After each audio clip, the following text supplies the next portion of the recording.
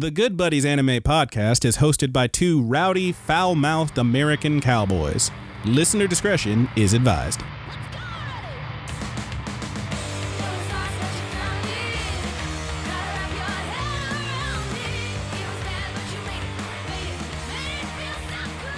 Hey, Good Buddies, what's up, and welcome into the Good Buddies Anime Review. I am your Good Buddy Roger. And I am your good buddy Brandon. And we are doing another traditional review. I'm pretty excited about this one. Oh yeah. Yeah, man, when anime originals do it right, they do it right. Oh boy. Well, let's get on into it then. We are talking about the sequel to Megalobox 2, NOMAD. Yeah. I mean, the title is like any number of ways, I think. Yeah, there's a bunch of different ways to do it. NOMAD, Megalobox 2, Yeah. Megalobox 2, NOMAD, Megalobox NOMAD. Just Megalobox. I Yeah. don't know. There's Yeah. a lot. Point is, it is the sequel to the first season of Megalobox, which if you didn't see that, you should check it out. Yeah, And if you didn't see this one, you should really check it out. We definitely did review, but it was in the old long form format. Yeah, we were just breaking down the whole episodes, Break and down, I wouldn't bang, recommend bang, listening to those. bang, bang. It'll take you as long to listen to as it would to watch the show. Hey, so just Brandon watch the show. might recut some of them in the future, though. I'm We'll trying see. to, yes, but there's a lot to go through. But yes, we are talking about the second season of Megalobox, which is titled NOMAD. And Roger, what we're going to do is what we always do. We're going to give our good buddies a review of recommendation. Do we, your good buddies, think you, our good buddies, should check out this show? And Roger, if it was straight up boo-boo garbage, what would you call that? I would call it an anime, maybe not. What if it was like not the worst, but it wasn't great? Anime. He's trying to remember Yeah. as I ask him. What if it was perfectly average? And maybe. It was actually pretty good though. My God, that's Animals, definitely. But if it was got it now. so good, Roger, if it was My guy, awesome, it is amazing. it would be amazing. And the way we're going to get there is we have ourselves a little system, 5 different categories for a possible 2 stars in each category for a possible score of a perfect 10 stars. And Roger, what is that first category? The story and setting, Second category? the characters and development, Number 3, if you please. the art and animation, Number 4. the soundtrack. And finally, that good buddy's wiggle room, that 5th category, that Je ne sais quoi. Roger, what does that mean? I do not know what. I don't know what. But that's how we're going to do it. Let's get on into it. Let's hit you with the story and setting. It involves the characters from the previous season of Megalobox. Our It boy sure Joe does. and whatnot. But this one, unlike that one, which was a story of a guy, you know, fighting from the bottom, going from these underground fights where he's taking money to take dives to showing that he is in fact good enough to fight with the best of them and in fact can be the champion. We now find our boy at rock freaking bottom. This is a redemption tale. Our boy is all the way under the rock, only a few years after being on top, and it basically splits the story into 2 halves without getting too spoilery.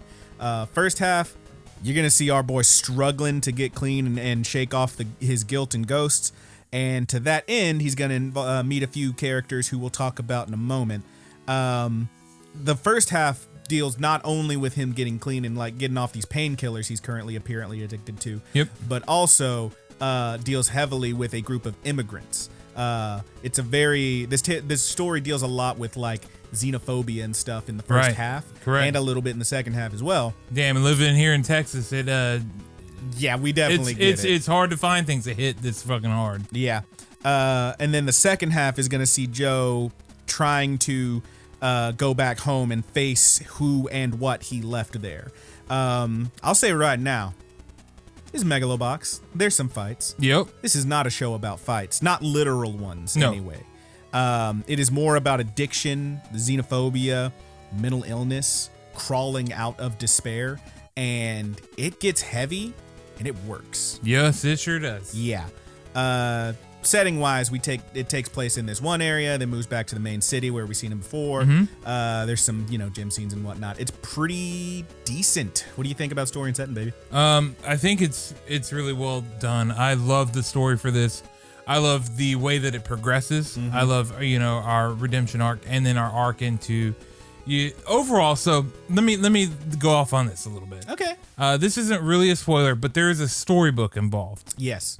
And to the point where the storybook is very on the nose, as Brandon said before. Quite literal. Yeah, with what's going on in the story.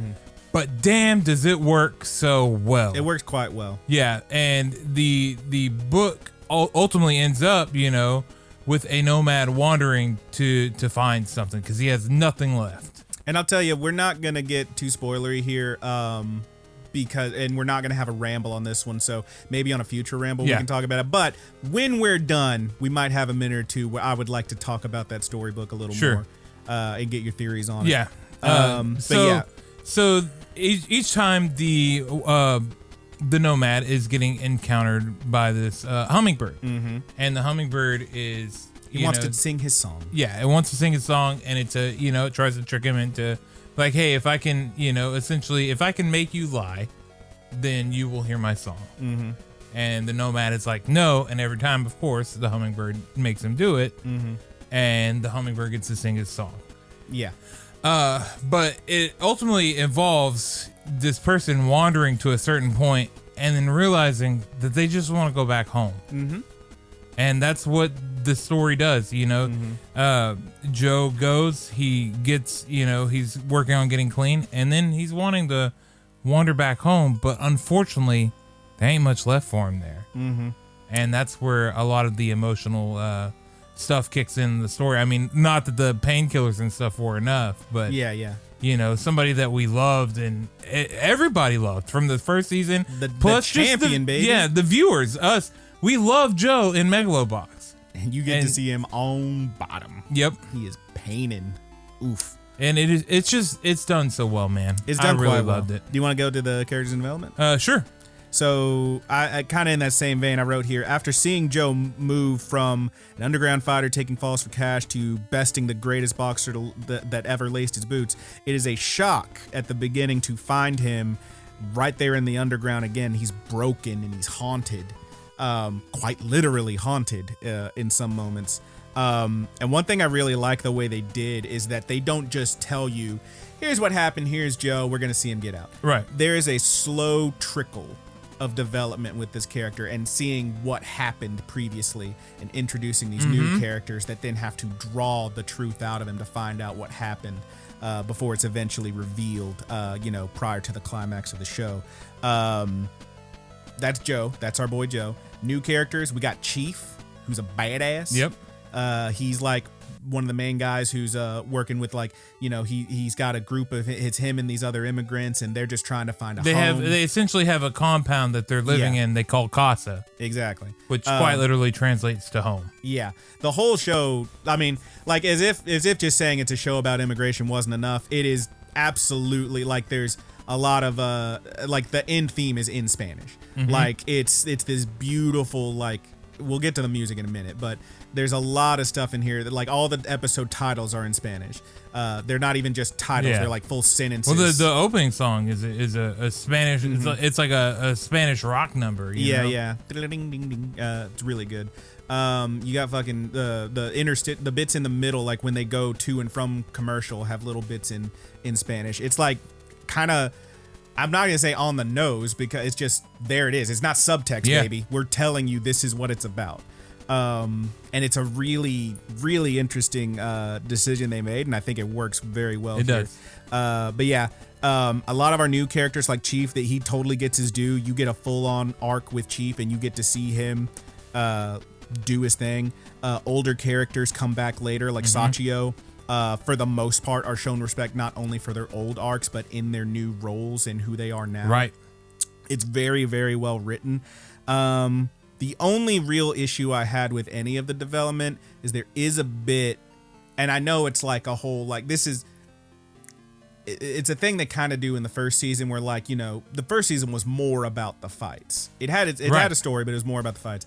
But they do a thing in this one where you see two characters who are at odds work it out in the ring, and I don't think it's not well done. There's a lot of other stuff surrounding that moment, right? But in the end, it kind of did feel like, all right, I got my ass beat, we're good. It hit me with a little bit of that. There was other stuff going along. It's not that simple, but it kind of felt, for a show that gave me so much really good development, it kind of squicked me a little bit to see them just kind of punch each other and then be like, all right, we're cool. I don't know. It was a little weird. But overall, most of it, the way more than just that one moment that really wasn't even bad, it's very good. Yeah. You know what I mean? Yeah. And I think the moment, I took the moment you're referring to a bit differently. Yeah, too, so probably. maybe we'll talk about that towards the end. Maybe. But another good character that we get introduced to is Lou. Lou's He's the green-haired genius of the ring, man. He's the new Yuri, and he's trained by Yuri, and Yuri's like, that's my boy. Yeah, that's my boy. But Lou ties into that so much. Ooh, there's fireworks going out. We're close to the 4th of July here. I don't know if that picked up on the microphones, but you might clean that out if it didn't pick up. I mean, I don't know. Anyway. Yeah, Lou is this dude who, again, without getting too spoilery, he is part of this story. He shows up. He's intertwined with Joe, and he still wants a match with Joe. He's like, dude, that's the guy. Like, I can say I'm the guy all I want to, and you find out Lou actually won like the second Megalo box, I think. Like he's that guy. But we go in as we go into the show. Yeah. Lou is the champion. Yes, but he's looking back at Joe like, yo. But that's Joe, though. I want to fight Joe. I want to prove, like, I can say I'm the best all I want, but if you want to be the man, you gotta beat the man. You know what I'm saying? Yep. And that's where Lou is at, man. He wants to be that good. He wants to have a match. He wants to elevate himself by fighting this guy who was the guy. And then we get Mac. Yeah. Mac Rosario, who is the hero, they call him. Goddamn hero cop, dude. Yeah, this guy was like he's like, first of all, like, was a cop, saved a bunch of people's lives, etc., etc. Like, legitimate good cop. He came through a lot of issues as having severe anger and stuff like that. Yes. Toned it all through. He was a former Megalo boxer, wasn't cutting it, got angry, changed his life, met his wife, has a beautiful wife and child, becomes a cop. Yeah. Changed his life, met his wife. My wife. He becomes a cop. He gets injured, and then he's offered essentially this technology to reestablish himself and be able to be in a non-vegetative state. Yeah, here's the thing. Homie is basically like full-on paraplegic. He's donezo. He can't move. But they have this new technology, which is a combination of these like electrode thingies. It kind of looks like that athletic tape, but it's going all down his arms and legs and shit. And he's got this chip they put on him that basically allows him to move and function again as a normal human being, and moreover, get back in the ring. And so Mac is a big deal. There's also some stuff about this technology that, again, we won't spoil, but might not be all that great. Mac gets in the ring, man, and then he really freaking pushes it as far as he can, and you see people take him to the brink, but he has something special. It's called Mac time. Yeah, they call it Mac. When I turn my hat around, it's like a switch. It's like a switch, man. He doesn't even wear a hat. He just turns it on, baby. Yeah, he just turns it on, and then he whips a little ass. Yeah. Yes, but Mac's a really interesting character. Again, you find out Mac is also an immigrant. Yeah, he's also one that, intertwined with that with that story. Yeah, he's actually the one who's like reading the storybook to his kid. You find out like there's a lot of really deep emotional stuff going on here with this guy and his backstory and where he came from, and they managed to give you an awful lot of character development with him just in the second half, like in 3-4 episodes. You know who this guy is, and now we get to see what happens with him. It's really cool stuff, man. It's very well written. And guess what? Mac would love to have a match with Joe. Oh yeah, wouldn't he ever? It's good stuff, man. Do you want to move on to art and animation? Yeah. All right. Did you see that first season? It's like that. I can't remember what all I said that they did. I looked it up one time and explain the process. It's like they blew it up and they shrunk it down. It's blowing out. It's all sorts of scaling and then downscaling it to give it that scratchy cell hand drawn look. Yeah, it has that. Looks like hand drawn cells, even though it is. And my guy, it still works. It still works very well. I love it, man. Kind of old school '90s, '80s animation kind of look. It does. It feels like Trigun. It feels like Outlaw Star. It feels like Cowboy Bebop. Just that sketchy animation. That just something so. It warms my fucking soul, baby. It's very pretty to look at. They do also do a thing. So in that first season, it was all the sketchy kind of look, and then when they got into the fights, there were these really dynamic moments, and those do happen here, but again, this is not a show about fights. There are less of those moments, but they are there. Yeah. I think the coolest one, I actually read an article about this. It was talking about like how studios outsource animation.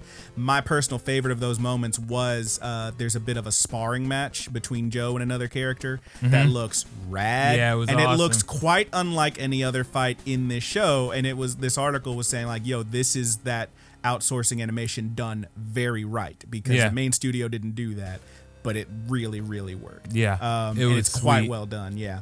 But overall, like, again, there are fights, but this is not a show about those fights. And while there are some of those dynamic moments, they are fewer and far in between. Still looks real damn good though. Yeah. Anything else to say about that really? Nope, it's beautiful. It's very pretty. Music and sound. It's excellent. It's killer.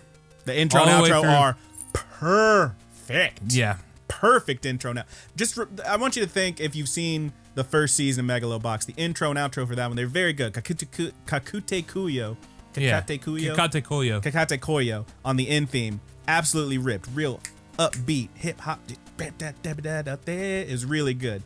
Really, really cool. This one, we pull it all the way back. You ain't up and dancing. You gonna sit down and shed a few tears while I strum this here Spanish guitar and tell you the story. It's so hauntingly beautiful, and it works perfectly. Intro, of course, he already says like this rad, like it sounds like a freaking like 70s road movie, like kind of what's the shit I'm thinking of? Dusk Till Dawn kind of stuff. Yeah, it's like a Western style rock guitar. Yeah, you know? yeah. It's got the sides. It's almost like, you know, like the best way I can describe it is Surf really pulled a lot from the style, and that's because Surf comes from California, and California is attached to Mexico. It kind of has that like Mr. Lou kind of feel. It kind of feels like that, but it rips, dude. It works rips so well. It's like, it's one of those. It's very hard. I can think of very few exceptions to where you just do an instrumental open and it just works. Oh yeah. Like, you know, obviously the big one is Tank. Oh yeah, Tank is But amazing. damn, this song just works. It works very well. And the music during is very well done. There's a lot of great character themes. Yep, they bring back some from the original show. They bring back a few from the original, yes. Chef's kiss. I could not have designed it better myself. And you know, my favorite part about it is right after that last episode went up last week, I believe, the whole thing dropped on Spotify, baby. You can get this soundtrack. Ooh, it's very good. Otherwise, sound design is very good. The punches still sound great. When they're wearing the gears, those little whirs and clicks rock. When they're striking off each other and you're seeing sparks fly, you hear them and feel them. Yeah, man. When you get the boom, boom, yeah, boom. yeah, you get them quick pops. Oof, it works, baby. The sound is very well done in this one. Much else to say about it? Or are we going to no, sir. Let's go to Je ne sais quoi. You want to take it first or me? I'll take it first, dude. Go for it. This show, I'll try to make this as short as I can. Mm-hmm. The first season of Megalobox was a great sports anime. Yeah. The second season of Megalobox Nomad is a great anime. Well said. Yeah. It ascends, you know, if you're here for specifically something sports, then you might not have the best time with this season. I think that you will still enjoy it because it's so well done. Yes. However, if you're open to just watching something great, then Megalobox Nomad is for you. Highly recommend you watch that first season. And then the real treat, I think this one blows the first season out of the water. It is so damn good. There were moments in here, dude. It's hard to choke me up.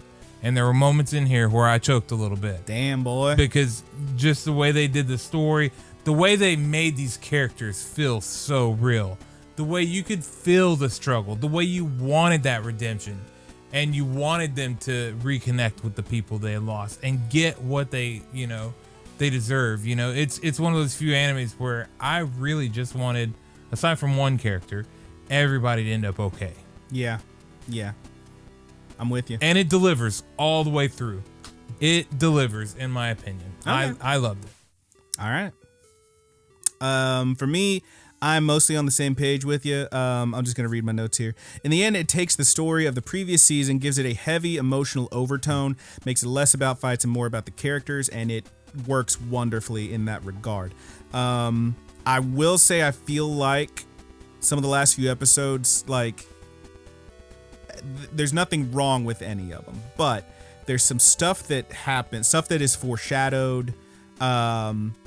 There's moments where it kind of feels like they're telling you, like, hey, this is what's gonna happen, and it is potentially disastrous, and then it kind of just writes itself around them, in a way that, like, you know, without getting too spoilery, let's say there's a character who, if they get too hyped, bad stuff could happen, but then it's like, oh no, he's just at that level because he's so good now, because he's in this moment, and it's like, all right, sure, but okay, fine.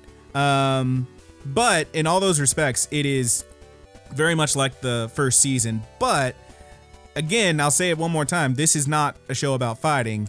It's about the lives of these characters, and in that respect, I will say, like, for the fights, particularly toward the end, I feel like you could watch this and say, hey, I feel like that fight could have been better.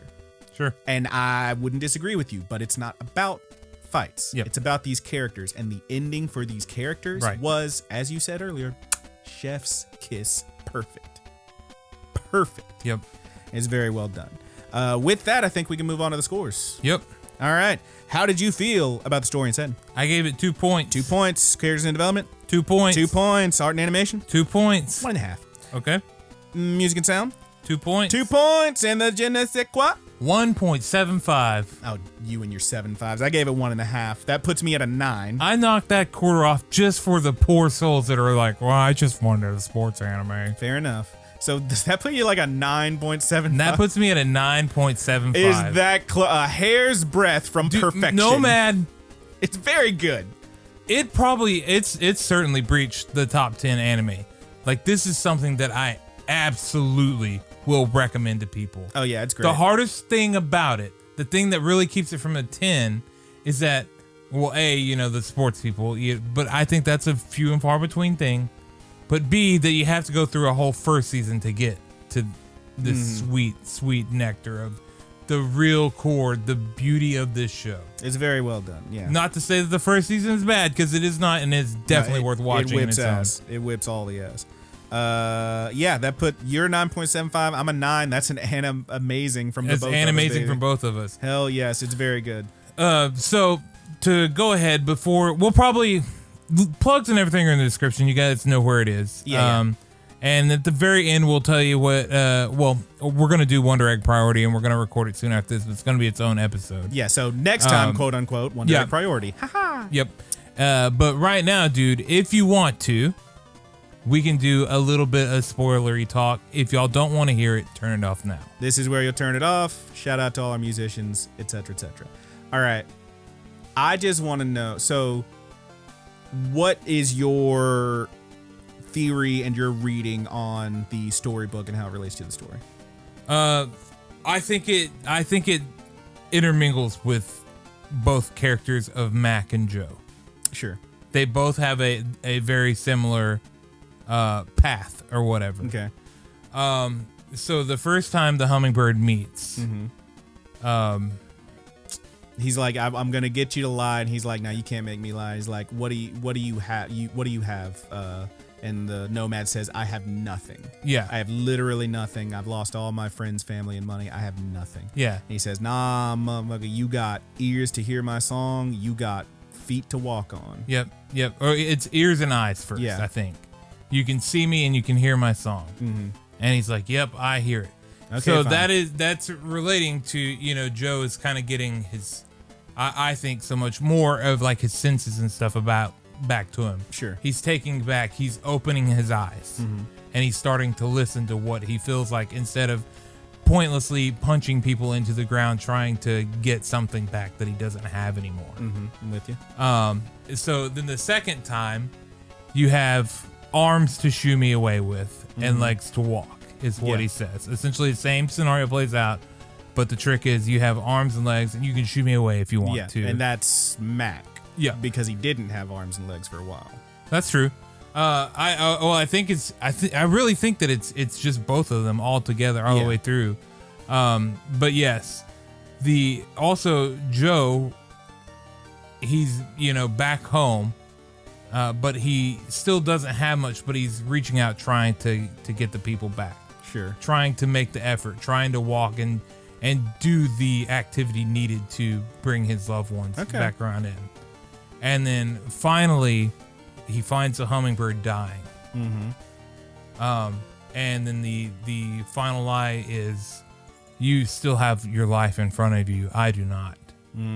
And that is Joe and Mac both ending in the story with their families and everything back, taking everything back to them. Because at the end of the day, it's not the fight that mattered. Right. The very final fight, that didn't matter to whoever won. It was something they wanted to do for each other to show that they could stand in the same ring. And then they are puppets of nobody. Okay. Joe's no longer a puppet of the drugs. Mm-hmm. He's not haunted by these ghosts anymore. He has everything back that he needs. Mac is no longer, being tinkered with. Mm-hmm. He's not being put into weird states to push off, essentially a weaponized. Right. Yeah, that's what the guy was trying to go with Beth. Mr. Kitty Mouth. Yeah, and Mr. his family, his child who's scared of him, no longer has to be afraid. His dad is home. I'm with you. Yeah. I agree with pretty much all that. I think for me, there's 3 characters in that story. And there are 3 characters they relate to pretty much one-to-one. I feel like the hummingbird is first, and you could say that like Joe to Mac is the hummingbird, but I think the reading I went with was Joe is the nomad. Mm-hmm. Very obviously. Chief is the hummingbird. Okay. Very obviously. I see where you're coming from. He had the hummingbird on his arm. That's his gear. Yeah. And he's pulling him out of that and showing him where to go. And of course, spoiler, obviously, the hummingbird ends up dead. Mm-hmm. And lastly, the last character that I almost forgot about until I really thought about it, the nomad ends up at the sea, and he asks the sea asks him, what do you want? Right. I'll grant a wish. And most folks want to die. They want it to be over, whatever. And he says, I just want a way back home. Yeah, I just want to go back home. And I feel like Joe, when he was in that ring, Mac was the sea, and he's home in the ring. And I feel like that's where I got with it. I feel like you could also easily make the argument that Mac, in his own way, is also the nomad, and Joe was his hummingbird, but because he's wearing Chief's armor at the end, he's wearing his gear. But I feel like that's the overall reading I took it as like the hummingbird was just the overall question. Well, yeah, sure. Yeah. But I feel like if we were gonna go a 1-to-1, yeah, but that makes sense. Yeah, that's where I went with it. Point is, it's a beautiful show. I would love for them to just print that to book, do something with that book. Yeah, it's a little dark for a kid's book, actually. It really is, man. But if they do like if there's a special edition Megalobox Nomad Blu-ray that comes with a big ass book. If they did a book and vinyl combination. Oh fuck. Oh my god, dude. Oh fuck. But yeah, dude, it's gonna take amazing. all your money, huh? Yeah. Yeah, it would take all my money, dude. It's very good. It's very good. Yeah, the point where he gets to the sea. Yeah. And I mean, I think that relates to pretty much, both characters there for sure. Because the story is ultimately a tale of 2 guys, Mac and Joe. Yeah. I do have my little issues with that last bit. The way the fight ended kind of squicked me, but again, it's not about the fights. Yeah. The way that it actually shows Joe, that amazing scene from the first episode where he finds the dog, the wolf, the junk dog, dead in the road, and he buries it. And we go back to that scene, and now the dog stands up, looks at him, and keeps going like, junk dog's back, baby. I'm back home. I'm in the ring. I'm where I was meant to be. But then the whole the symbolism there too was obviously that Gearless Joe, the first Megalo champion, Megalonia champion, was dead. Dead and gone.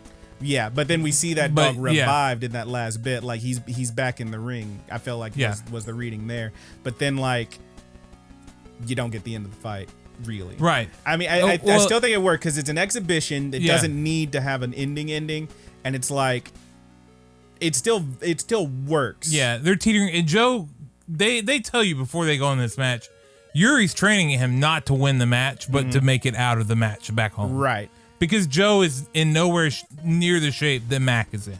No.